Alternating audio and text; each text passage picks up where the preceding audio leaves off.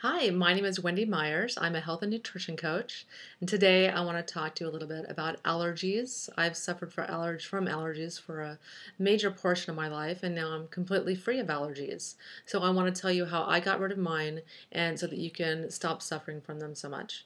There's a lot of things that you can do besides all those antihistamines and medications and allergy shots that you're taking. It's much more complicated than that, and there's things that you can do to address the underlying causes of why your immune system is overreacting so much. About 15 to 20% of people suffer from allergies, though they usually peak at about 10 years old, and people tend to outgrow them as they become adults. But one thing people don't realize is that allergies are actually a sign of immunotoxicity. And what this is when industrial chemicals and heavy metals are being absorbed by your body and bioaccumulating over a period of time, which is inevitable because these chemicals are in our food, air, and water, and they're in everything we touch, and plastics and whatnot. And so when these things get in your body, they begin to attack your immune system so that it stops working well. One, you have mineral deficiencies, which also your immune system needs minerals to work, and the heavy metals replace some of the minerals that we've lost, so our body tends to accumulate the heavy metals more. And so the result is allergies and asthma, and that's one of the reasons that allergies and asthma have been on the rise in the past few decades, and that's correlating with more and more toxins and industrial chemicals in our food and environment. And so that's one thing to think about. I'm going to tell you how to address that in a minute. One of the reasons that people have allergies, some of the causes, are pollen, mold, pet dander, dust, food sensitivities, and like I just mentioned, the environmental chemical sensitivities. Now, some of the conventional treatments for allergies are taking antihistamines. Antihistamines do pose problems. A lot of people, they just take them forever. They take them for years and years and years, like Sudafed and Claritin. But long-term use can cause liver and kidney damage, so that's just not a long-term solution. Another thing people use is steroid sprays to clear up their nose and prevent the congestion in their nose. The problem with that is those suppress your immune system from releasing histamines. So, because histamines are actually what cause the uncomfortable reaction, like the runny nose and itchy, watery eyes. And so, you don't want to be suppressing your immune system just to treat these symptoms. There's other ways to address them. People also get allergy shots, and these can be a drawback. They're very expensive. They take years to take effect. And the theory being that they stimulate the immune system, just gradually building up and up and up of resistance to a building up, reducing the sensitivity to the allergen, and presumably the body gets used to it and you grow out of it. But these can be very problematic. They have serious side effects, including anaphylactic shock, which can kill you. And that's why you have to remain at your doctor's office for 30 minutes for observation following the shots. And so if you don't want to go through years and years of shots, then listen to the rest of the video. Some of the alternative treatments that you can do include just simple nasal irrigation. You just need to get, at the end of the day, you have all this like stuff in your nose and your nasal passages. So if you just rinse the allergens away, it's going to go a long way to reducing your responses to the allergens. So you can get a neti pot, or what I use, it's called Neilmed, which is this little thing called Neilmed that you put water and salts in it, and you just irrigate your nose. It's very easy. Another thing you really want to do is avoid vaccinations. Whether people realize it or not, vaccinations contain a lot of allergens. They unfortunately contain all these excipients or ingredients. Namely, the DTaP vaccinations, for instance, contains casein, or the milk protein.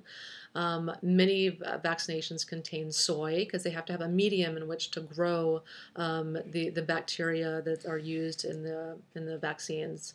So if you're allergic to soy, which many people are, you probably have to definitely read the ingredient list of any vaccinations prior to getting it.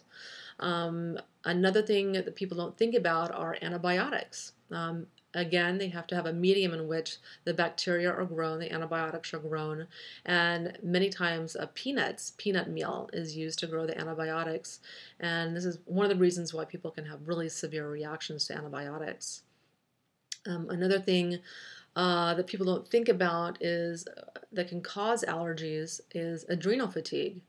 Adrenal fatigue is epidemic in our society. We're just going, going, going. We're drinking coffee. We're not sleeping enough. And we're eating sugar and flour. And we're doing all these things that just exhaust our adrenal glands. And the adrenal glands are important because they produce about 50 or 60 hormones, including adrenaline, epinephrine, norepinephrine, cortisol, and cortisone. And what these hormones do is they suppress your immune system, or not suppress your immune system. They reduce the amount of histamine, your body's or immune system's production of histamine, and so they thereby reduce the allergic response to allergens. So even if you didn't have allergens or allergies, if you have adrenal fatigue and you don't have enough of these histamine suppressing hormones in your system, then you could actually become very sensitive to many foods or things in our environment. So it's very important to address adrenal fatigue if you have allergies. And you can read more about that on my blog, Epidemic Adrenal Fatigue, or watch the video. Some of the things you can do additionally are take supplements. There's many wonderful things that you can take to naturally reduce the symptoms or the causes of allergies. One of them is simply reducing candida in your body. Everyone has the candida albicans, but in some people, if they eat a lot of grains and sugar, which feed yeast, these candida, you get this explosive growth of them, and those can definitely cause you to have much more food, mold, and chemical sensitivities. So just think about addressing that. Just go through these things step by step, one by one, and see which ones reduce your allergic symptoms. And Metagenics AR and BR is a wonderful anti-candida supplement that you can take for a few months. And candida is not relieved overnight. It does take many months, and doing an anti-candida diet, which you can read more about on bodyecology.com, or reading the book The Body Ecology Diet, or a book called Gut and Psychology Syndrome by Natasha Campbell McBride, ND. Another thing you can take if you're having allergy symptoms is stinging nettle. That works great for alleviating your symptoms. Another thing you can take is quercetin. This is a supplement that actually reduces the response of histamines. It suppresses histamines, which are producing the uncomfortable side effects. But if you don't want to take a supplement, you can actually just eat bee pollen. Bee pollen has a wonderful nutrient profile, but it also contains a ton of quercetin. So I try to take about a teaspoonful a day. You can just eat it straight, tastes great, or you can put it in your smoothie or your cereal or your oatmeal, what have you. And I think it has a wonderful flavor. Another thing you can do is something called nutritional balancing with hair mineral analysis. It's a program that I've been using for about a year. Because one problem with allergens, it's not just exposure to the allergens, it's also a problem of cell permeability. Because when you have poor cell permeability, where allergens and toxins can easily get into the cell through the membrane, that is going to make you more prone to allergies. So one thing that causes poor cell permeability is low calcium magnesium levels. Calcium magnesium strengthens cell permeability, and you need to have high calcium magnesium levels. And so you also need to have low sodium potassium levels, because if they're too high, those will decrease cell permeability. So what the nutritional balancing does is it tests your hair for industrial heavy metals, for heavy metal toxicity and for mineral levels. And most people have low mineral levels because of poor diet, and even if they eat a super healthy diet like I've been for years, I still had low mineral levels because our soils are so depleted of minerals. And additionally, just all the heavy metals and toxins really just deplete our bodies, because it takes a lot of vitamins and minerals to just metabolize these chemicals out of our body, and our bodies are just overwhelmed.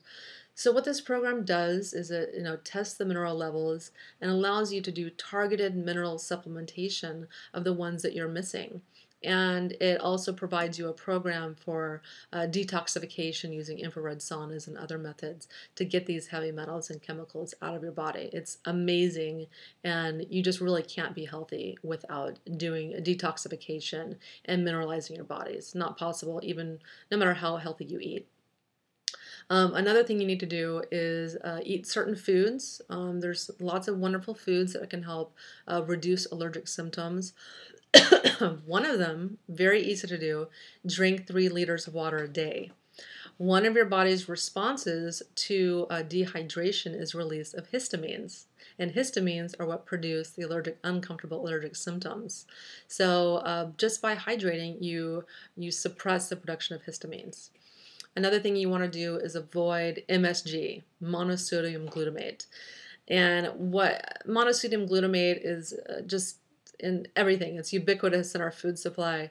And what it does is it increases allergic symptoms and increases allergic reactions. It's a neurotoxin. It's very stimulating to our brain cells and then causes them to die. And it just does a lot of other horrible things in our body.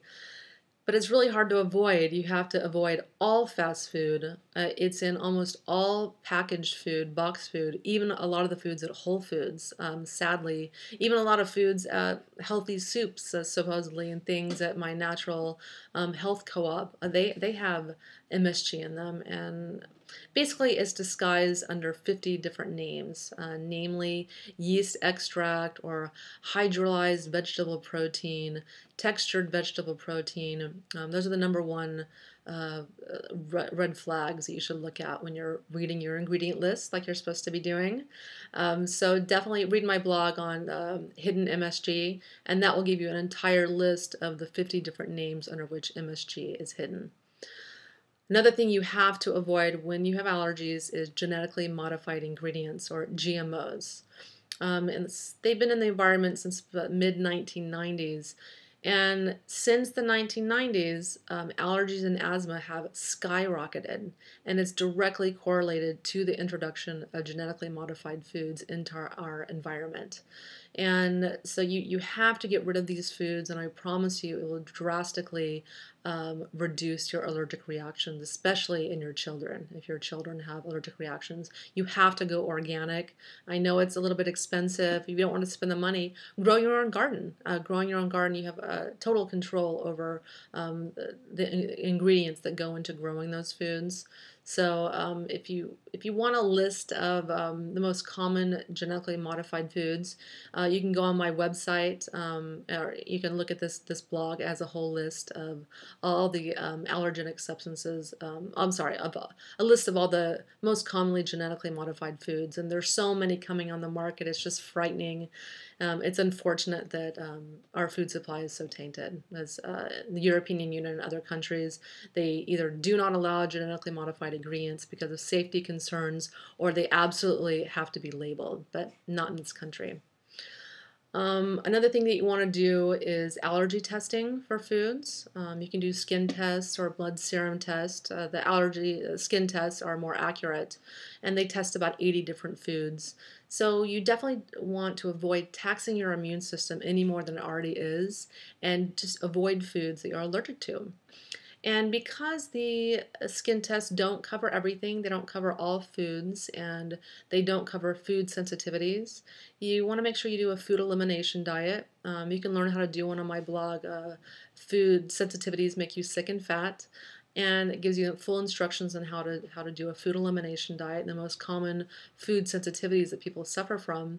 Because while the allergy test, the skin test things you're allergic to if they touch your skin, a lot of food sensitivities occur in your gut.